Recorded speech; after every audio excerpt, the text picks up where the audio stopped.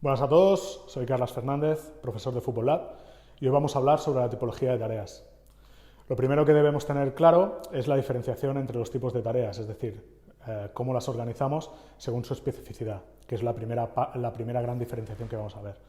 Según su especificidad, a nosotros nos gusta diferenciarlas según tres grandes bloques: los ejercicios correctivos, los juegos correctivos y los juegos de fútbol. Cuando hablamos de un ejercicio correctivo, siempre que oigamos la palabra ejercicio, estamos hablando de tareas quizá mucho más analíticas, para que se me entienda. Son tareas donde se busca una alta repetición, donde no buscamos que el jugador acabe fomentando un gran pensamiento cognitivo, es decir, buscamos mucha repetición, mucha gestualización técnica, etcétera, etcétera. Normalmente son tareas donde no hay una oposición o la oposición es semipasiva. Puede haber compañeros, pero como os comentaba, no hay una gran toma de decisión.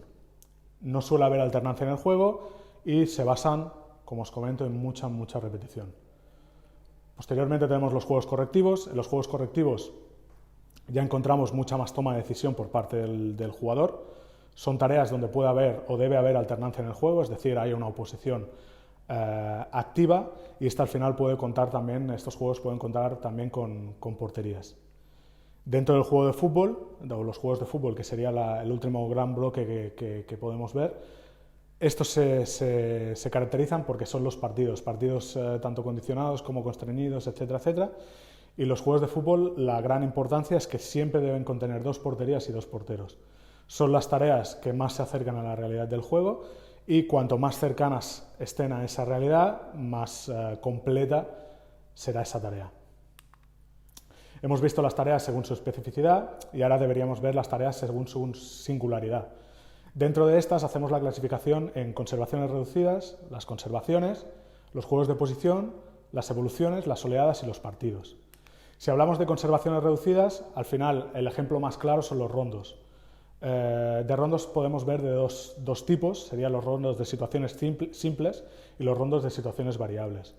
Los rondos de situaciones simples serían los rondos que estamos más acostumbrados a ver, serían los rondos con los que podemos finalizar un calentamiento, etcétera, etcétera, la situación de 4 para 2. La importancia, sobre todo en los rondos, es el equipo que juega por dentro, es al final el equipo que nos acabará dando una intensidad o un ritmo importante dentro del rondo, y al final son situaciones de conservación para un equipo que está jugando por fuera y un equipo que nos está recuperando balón por dentro. Los rondos de situaciones variables básicamente son acciones que empiezan con un rondo y posteriormente pasamos a una situación normalmente táctica mucho más compleja. Podríamos poner el ejemplo de un rondo de 6 contra 3, 6 jugadores por fuera, 6 jugadores por fuera, 3 por dentro recuperando, y con comodines por fuera que, una vez los 3 jugadores nos recuperan, podemos enlazar para generar una acción de contraataque a una portería grande.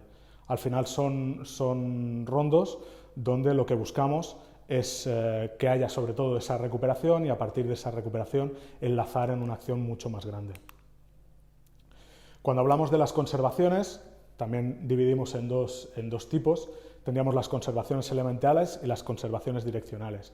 Las conservaciones elementales serían las conservaciones tipo más básica, es decir, dos equipos en disputa de balón, que al final lo único que tienen que hacer es un mantenimiento de ese balón. También tendríamos los juegos de tricolor, es decir, 3 equipos, podríamos incluso situar un equipo por fuera como comodín y 2 equipos por dentro, uno recuperando y uno manteniendo balón junto con los comodines por fuera, y son básicamente situaciones de equipos enfrentados buscando el mantenimiento de balón. Sin embargo, en las conservaciones direccionales lo que buscamos es justamente eso, una dirección. Estamos elevando un poquito la complejidad, buscando una acción un poquito más táctica.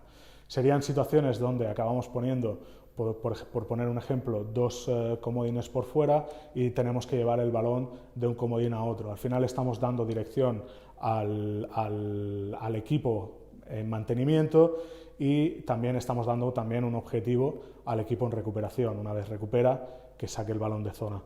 Luego pasaríamos a los juegos de posición. Los juegos de posición los dividimos en juegos de posición sectoriales, intersectoriales y grupales. Los juegos de posición, la característica más importante que tienen es que los jugadores tienen que jugar en sus posiciones específicas. Evidentemente, si estamos hablando de un fútbol base inicial, por decirlo de alguna manera, evidentemente esas posiciones pueden ir rotando, pero sí al final acabamos encontrando más aspectos de fundamentos por posición. Es decir, el lateral va a actuar como un lateral, el central va a actuar como un central y los pivotes van a actuar como pivotes. Dentro de los juegos por posición sectoriales, lo que buscamos es la actuación de una misma línea. Seguramente serían trabajos, si lo enfocáramos a un trabajo más defensivo, serían trabajos de basculación para mantener las distancias de relación, por ejemplo, entre nuestros centrales y nuestros laterales, y buscaríamos cómo actúa ese sector, es decir, cómo actúa esa línea delante de ese estímulo que le estamos creando.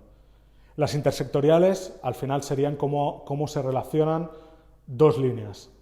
Podríamos hablar del mismo ejemplo que os ponía anteriormente del trabajo de basculación para mantener distancias de relación entre lateral y central, pues cómo se mantiene también esta distancia de relación junto con los pivotes. Estaríamos haciendo un trabajo intersectorial.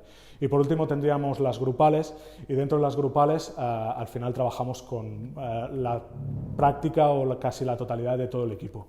Dentro de este mismo ejemplo que os pongo, podríamos introducir, por ejemplo, al punta o bien introducir a los extremos si nos interesa luego poder salir por fuera, etcétera, etcétera. Posteriormente teníamos las evoluciones. Dentro de las evoluciones tenemos las evoluciones simples y las evoluciones complejas. Al final las evoluciones no dejan de ser una estructura de unos movimientos tácticos, como podría ser una salida de balón y al final entrenar entrenar exactamente, como os decía, esos movimientos. Las evoluciones simples no acaban de ser más que 2 o 3 movimientos dentro de esa propia evolución. Podríamos tener la salida de balón y intentar interpretar o enseñar los movimientos que queremos que haga el lateral junto con el central. Y dentro de las evoluciones tenemos también las evoluciones complejas, donde volvemos a introducir muchos más movimientos en ellas.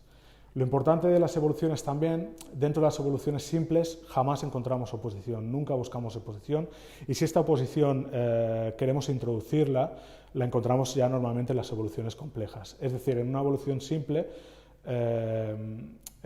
compleja, podríamos llevar esos 2 o 3 movimientos, pero introducir una presión activa por parte de un equipo rival. Luego tendríamos las oleadas. Las oleadas no acaban de ser situaciones de finalización. Es verdad que las podemos encarar a situaciones más defensivas, pero normalmente lo que buscamos son finalizaciones rápidas. Nosotros nos recomendamos más de la situación del 4-3 o incluso quedarnos en la situación del 3-3. La oleada más característica, la que tenemos todos en la cabeza, es el 1 contra 0, pasar al 1 contra 1, 2 contra 1, 2 contra 2, 3 contra 2, 3 contra 3. Y por último tendríamos los partidos. Los partidos los dividimos en 3, que serían los partidos reducidos, los partidos constreñidos y los partidos de situación. Los partidos reducidos son, como su propio nombre indica, partidos donde la distancia es reducida y normalmente lo que acabamos buscando son movimientos, sobre todo en zona de finalización, movimiento de los delanteros o incluso finalizaciones rápidas.